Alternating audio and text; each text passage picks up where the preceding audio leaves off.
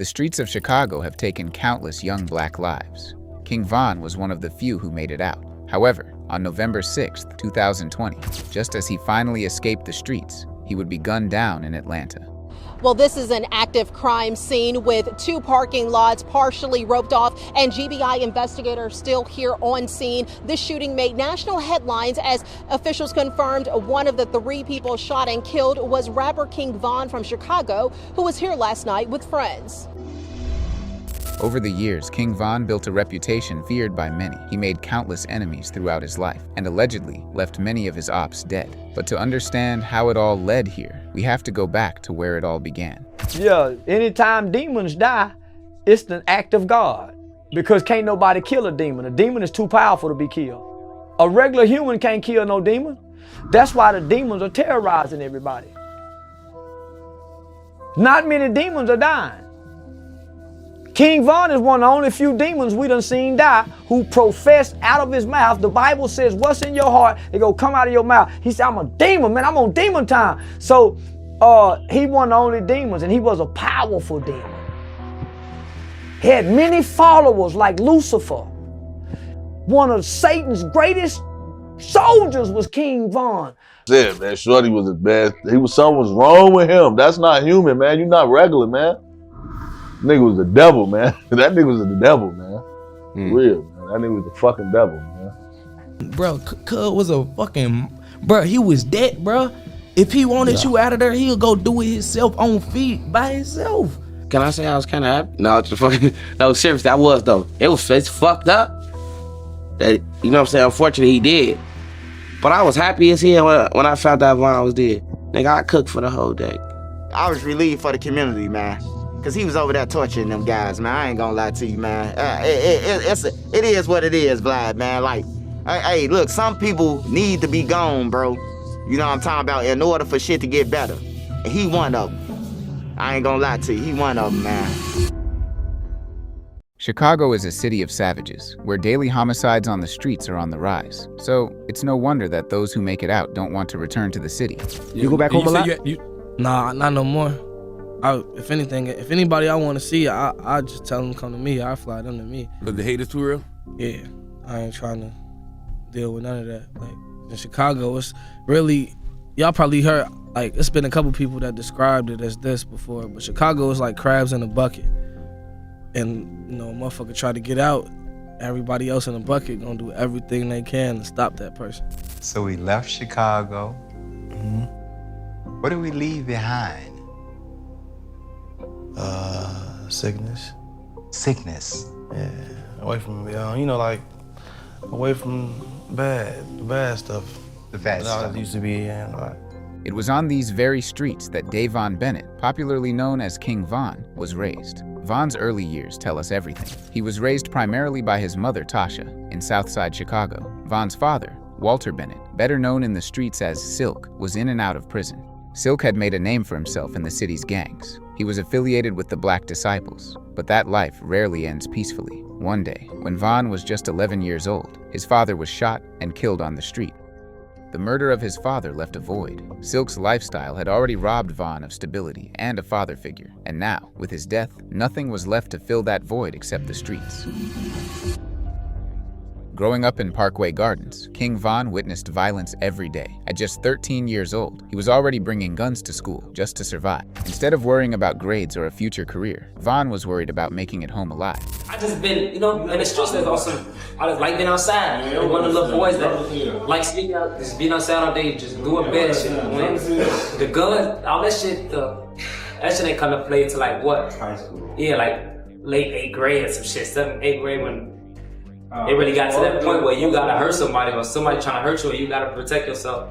By the age of 15, Von moved deeper into Parkway Gardens, into an area now known today as O-Block. Back then, it was called Wick City. But after the murder of Black Disciple member O.D. Perry, the neighborhood was renamed in his memory. Rival gangs followed the same ritual. STL-EBT renamed their set Tookaville after their fallen member, Shondale Tuka Gregory. These names were more or less a declaration of war. From then on, O-Block and Tookaville hunted each other, trading bodies back and forth. For King Von, joining a gang gave him the sense of belonging he craved. In the years that followed, he devoted himself to proving his loyalty to the gang, even if it meant allegedly taking lives to do it. At just 16, Von was arrested for armed robbery, one of many arrests he would face in his life. While he was locked up, his closest friends were killed by the rival gangs. By the time he was released, he had lost more people than he could count. The pain and thirst for revenge made King Von dangerous to everyone around him at the time. In 2012, everybody couldn't hang with Von. Like, if you was hanging with Von, you had to accept everything that came with Von. You had to accept that you was gonna be in shootings, accept that it was gonna be that, and you had to be with it. But the death of his friend White White was the moment that pushed him over the edge. The night before his 18th birthday, Von and White White went to a store. Von stepped inside while his friend waited outside. Seconds later, Von heard gunshots outside. He rushed back out to find his friend bleeding on the ground. Years later, after this incident, King Von admitted this was the moment that changed him. This was the night that turned Davon Bennett into a demon. By the time Von turned 18, he wasn't just living through violence, he was documenting it. His Twitter feed became a diary, an unfiltered glimpse into his mind. And what it revealed was darker than most could imagine. After watching his closest friend die in the street, something in Von's mind shifted. Within 3 months after White White's death, Von allegedly claimed 2 lives of his own in retaliation. On October 13, 2012, alongside his right-hand man, T. Roy, he was accused of gunning down 17-year-old Medell. Less than 3 weeks later, on October 30th, 23-year-old Derek Johnson, known on the streets as Crack, was shot 16 times. Von didn't stay quiet about these murders. Just days after Crack's death, he tweeted, "Acting tough, 6 shots up in your face." Crack had been shot in the face, exactly as Von described. Whether it's true he was haunting his ops and confessing in code, one thing was clear. Von found satisfaction in getting revenge on his ops. At first, he stayed silent about Medell's murder, but by early November, he would acknowledge it in a tweet. Damn, Medell and Crack got killed in October. Who's going to get killed in November? Stay tuned. However, this is far from the most evil thing he had ever done. In 2019, Netflix released a documentary on Gakira Barnes, known in the streets as K.I. The documentary was meant to tell the story of one of the most notorious gang girls to ever live in Chicago. It's important to know that she was from Tookaville, the rival of O-Block, where King Von lived. Shockingly, Von appeared in the documentary, smiling and talking about her, even though they were rivals. But at the time, what the cameras didn't reveal was the truth. Years later, police confirmed Von was allegedly the one who killed K.I. back in 2014, which means his appearance in the documentary was nothing more than him mocking her death. If there was still any doubt, Von himself erased it shortly after K.I.'s death. He tweeted this with an emoji. "I see people ain't gonna get the picture until they get put in a frame." At first, it seemed like just another tweet. However, it would later be revealed that K.I. had made that exact same tweet earlier that year.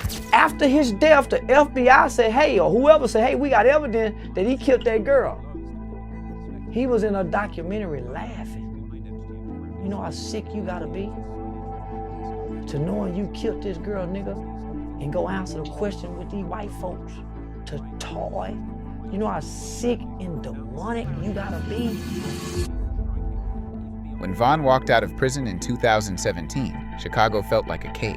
He had spent years running from the law, running from enemies, and most importantly, he was running out of luck. Every corner in his city carried memories he needed to get away from. After so much time on the streets, he needed a way out before the cycle swallowed him for good. That escape came through another Chicago rapper, Lil Durk. Durk had already moved to Atlanta in pursuit of a rap career, while building his own record label, Only the Family, into a brand bigger than the streets they came from. Since they grew up on the same streets, Durk was familiar with Von's reputation, having heard the stories people told about him back in Chicago. But he also saw something a lot of people didn't. He saw Von's ability to put those same stories into words. So Durk gave him a lifeline and signed him to OTF, handed him a platform, and told him to rap instead of staying on the streets. It was a way to turn the chaos into art, to make the streets work for him instead of against him. But at first, Von wasn't easy to guide. He wanted to speak freely, even when cameras were rolling, which often led to self-incrimination. One time, he almost snitched on himself during a Breakfast Club interview. In 2018, Lil Durk appeared on The Breakfast Club to answer questions about leaving Def Jam, starting his own label, and more. Even though the interview was supposed to focus only on Durk, he saw it as an opportunity to introduce his latest OTF signing to the world. So he brought Von along to the interview.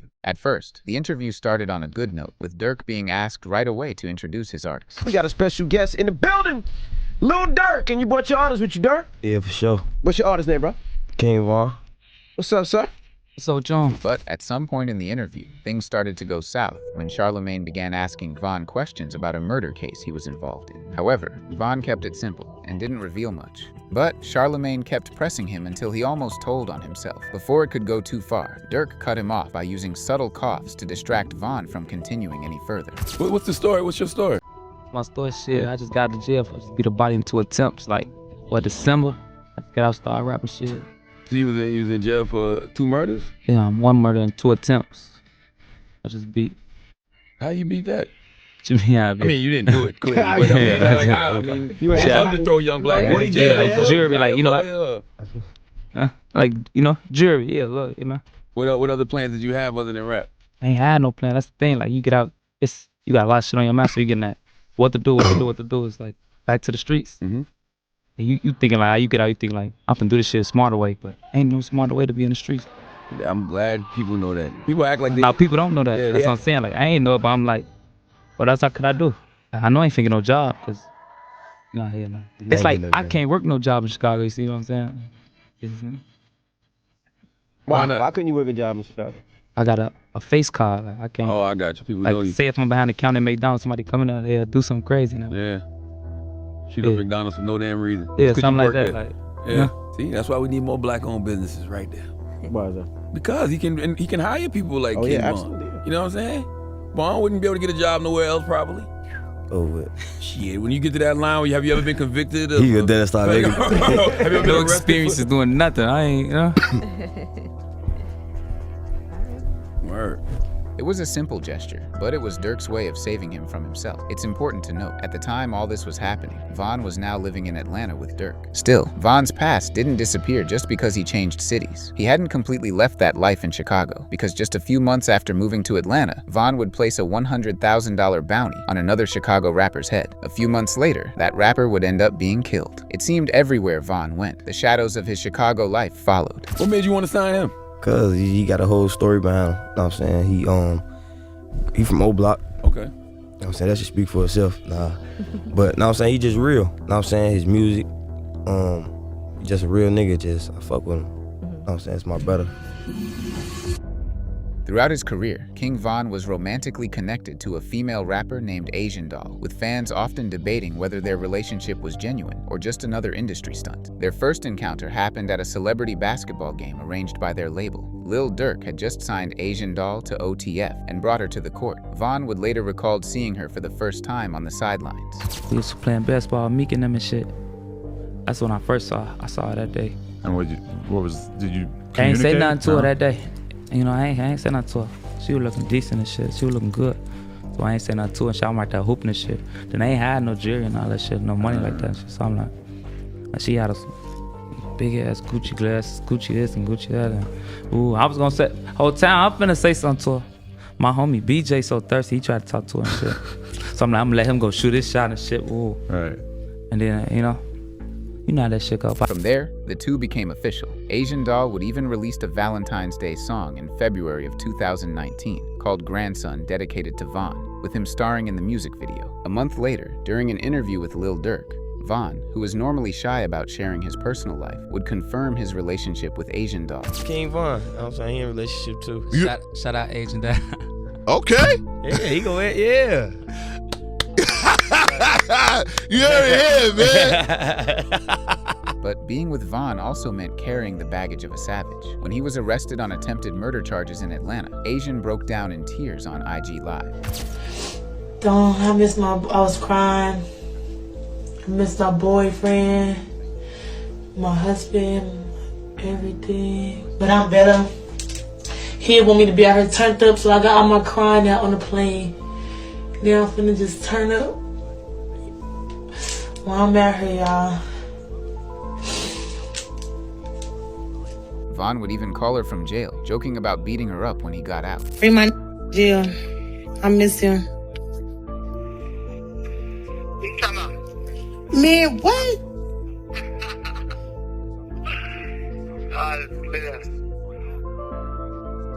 Talking about who I'm talking about? You. I'm always talking about you. Always. What? So you crazy. If it was good, yeah, I'm talking about you.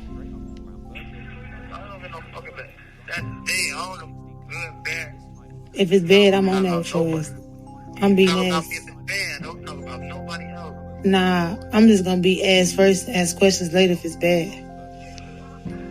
I ain't got time. You're not beating me up.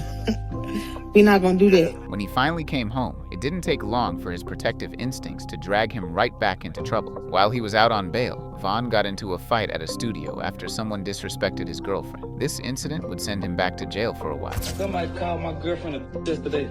Tell him what happened in my hand, bro. Folks overbeat his ass. Von's possessiveness has obviously been a problem throughout their relationship. He once said he wished Asian wasn't a rapper, so he could keep her at home and away from other men. But isn't it nice to have somebody in the same industry as you? No, that ain't. I'd rather have. I wish I can't say I wish she wasn't a rapper, nothing like that. But it'd be better if I knew like she's at the house instead of going around all these people that ain't around and. Damn, what's going on? Now I'm just thinking, damn, what the fuck she doing? Why she ain't answering the phone? And that's how she be feeling. She feel the same way. I just said that. No, I understand. That's what I'm saying. Like, I wish my nigga was in the damn house. No. She in the studio. You and niggas in the back, right? What the fuck? What like I'm working. I'm with what's his name? You know the nigga and everything. You gonna like that nigga. Oh, man. Oh, so it's been times when you didn't like a nigga and she had to work with him. I'm not gonna say nothing because you gotta be.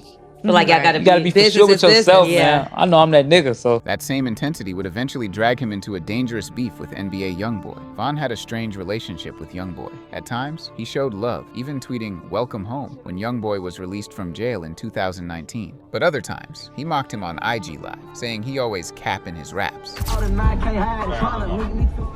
YoungBoy talking about on this song, bro. What? He talking crazy on this man. Oh yeah? He ain't even like that. Oh! On his ass, nah. On his All that cap. You got cap in your raps. Go straight, boss. Don't hit the white lady. You got cap in your raps. However, things quickly turned personal when Von was seen spending time with Jania, YoungBoy's baby mother. At first, rumors claimed they were just working on music together, but that idea was soon dismissed after Asian Doll confirmed she had seen suspicious texts on Von's phone. Oh, nah, I seen it in them DMs. I've been seeing. She's lying. I've been seeing it.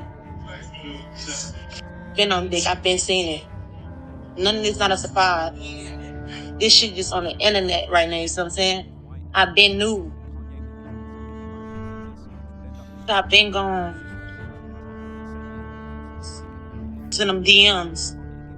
I seen it. So all that songs, that shit did. You on dick.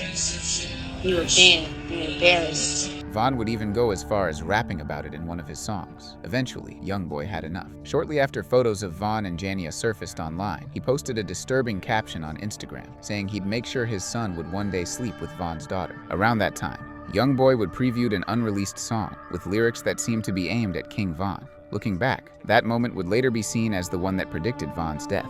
However, Von initially didn't take the situation seriously. In a last interview with DJ Academics, he would downplay it, saying it wasn't a real beat, just internet talk and women's drama. People told me you and YoungBoy was beefing or something like that. You said something about what happened, Von?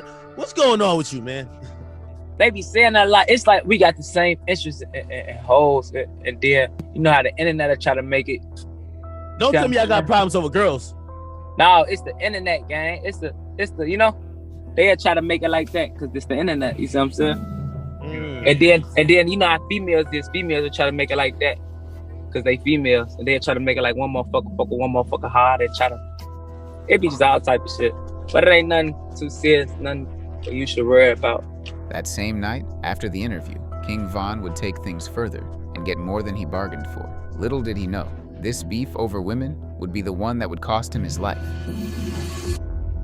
While all this was going on, another Chicago Black Disciple rapper close to King Von, Lil Reese, began claiming he was planning to beat up NBA YoungBoy's artist, Quando Rondo. Quando quickly responded online, saying that Reese wouldn't do anything. Man, that nigga ain't gonna do nothing to me.